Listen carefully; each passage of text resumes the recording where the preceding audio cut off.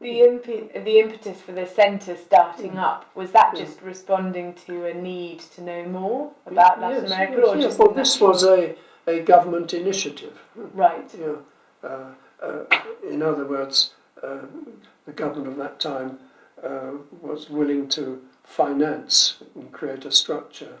I mean, there was obviously professors of Latin American, especially literature, and of history, that wanted to, but there was also that sense that Britain hadn't at all cultivated Latin America at all, and there was a certain, I think, one or two politicians who had visited it, with Castro especially attracting people and so on, and so there was then really the governments of that time decided, yes, that they would provide the funds for to give an impulse to the study of Latin America.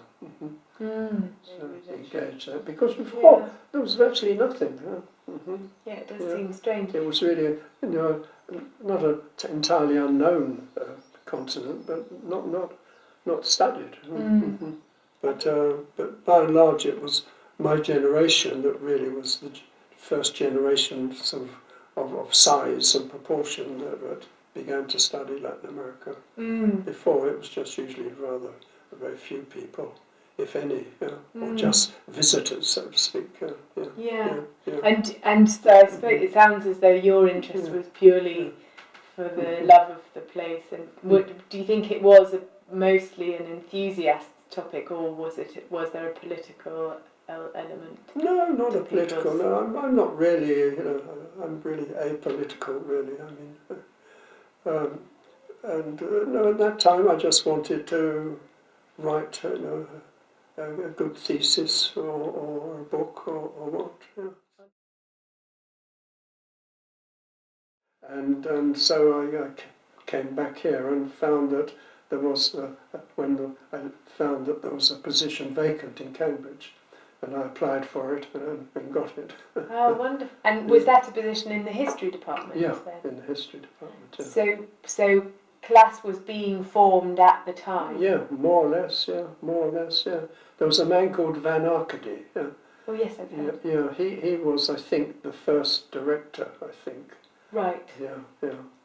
And I'm not sure whether there was anyone else, but if not, I was probably the second. Yeah. Oh really? Yeah. So how did that begin? There was a position which you applied for from the history department. Yeah.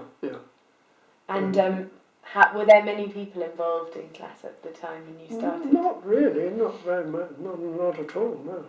It wasn't not like it is nowadays. It was just really a small handful, really. Yeah, and because there was already people who were, especially in, say, the Spanish department, who some of whom had historical interests. But it was really more or less people from the Spanish department that knew anything at all about Latin America at that time. Of course. Yeah.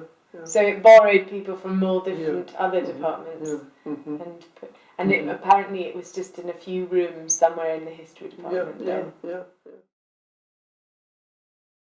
So was it sort of colonial Latin American history that the focus was? That's right, yeah. That's what I felt most ease at, and so I invented a course on it and gave it. There was this man called Van Arcady was there, but I don't think he did much teaching, and then after a year he went, and so I was then left. So the only other people that had any knowledge of Latin America, more or less, was the Spanish department.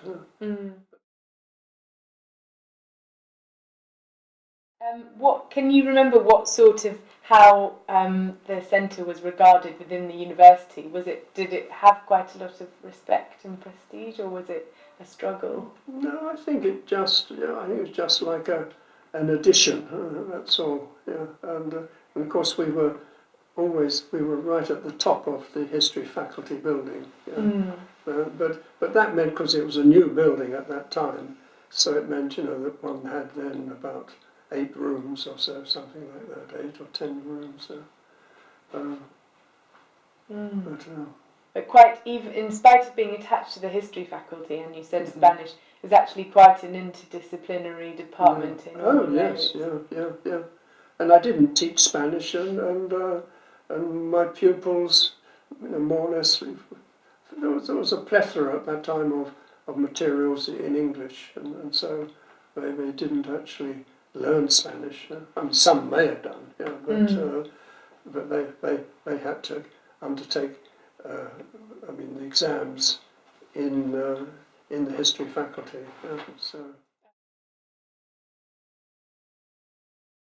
Oh, and the MPhil. Were you involved with the beginning of the MPhil? Yeah. I used to teach it. And then the PhD didn't come in until really recently. I don't think, but people but it didn't really matter, you see, because it did obviously, yes, but I mean, people would do PhDs without doing courses. In other words, if these would usually be the historians, for example, but sometimes people might come in from Spanish study as well, and but mainly historians, and they just got about looking at the archives and so on, and doing it themselves. And so I suppose using the Latin American Studies Centre as a sort of umbrella or a community. Would you say, has that been its more? Well, I don't know about a community, function? Since often it was just about 5 or 6 people. Oh, really? Really?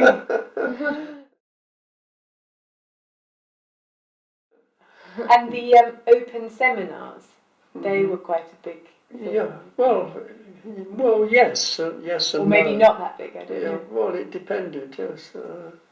Depended on if there was a forceful professor, then people would come along and so on. Other times it languished and so on. And I think on one, I always remember one moment that someone came to give a lecture, and he brought with him his young son of about 10 years, and by which he then was successful in doubling his audience. Oh, really? Oh, no! Oh, gosh! And his son was probably just waiting for him to be quiet. So there were bad moments, so to speak. Some more illustrious than others. Yeah. But others, I mean, some forceful lectures did attract quite a lot of people. But it was kind of had up and down. Yeah. But there were, yes, because we used to invite them here. So I mean, off this table, I mean, a lot of eminences of Latin America have at their dinner one time. Well, we know that Carlos Fuentes was here at one point, and that he apparently took his responsibilities very seriously and gave a lot of lectures. Yeah. No, I think Carlos was, because we got to know him well. Yes, he, I think, was the most successful of all the professors. Oh, really? Because he of course was a very good-looking man, a commanding man, and spoke very well, eloquently, and so on. And he took the thing seriously, and so he used to go to a room in Mill Lane once a week and give the lecture. And he more or less gave 8 lectures a term, something like. He gave something like about 20 lectures, I suppose. Wow. Yeah. Gosh, and I suppose he attracted all different people from all different departments. Yeah, very much so. Yeah, very much so. But that was quite late. That's about the 90s, I think, something like that. Yeah.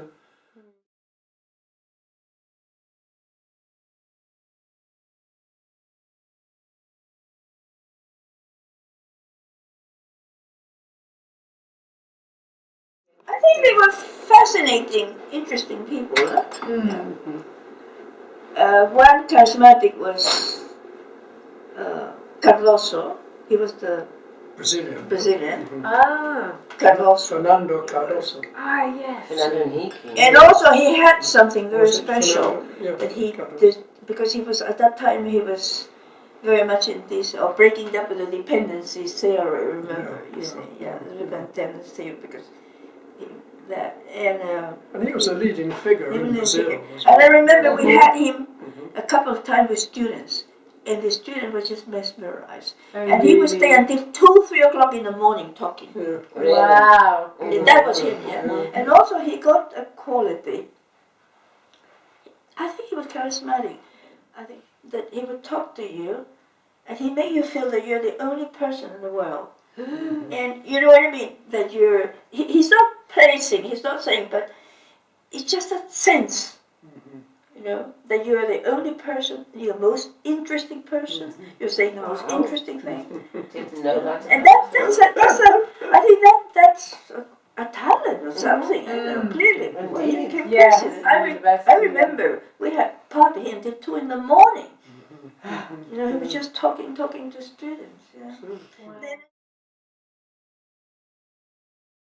another professor that was, I think I thought was very good, was Jose.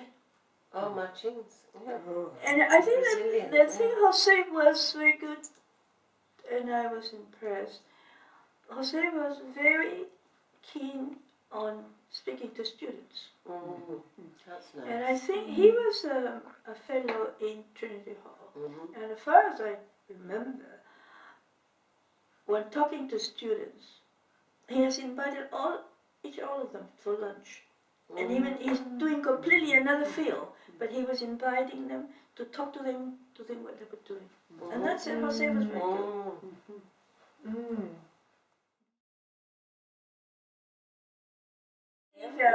He was in Churchill College. And the reason he went to Churchill is because he said that because Octavio Paz went there and he didn't know about it. And he gave also, I think, he gave lectures, but a small group. The Fuente was in Mill Lane. But he gave many lectures on Arguedas and about his own novel. I think I went to most of them because the thing is that our son was too small, so they had a maid, you see. So I used to take Christopher there, and then Mario and I would go in his car. So we just talk, quite a bit, yeah.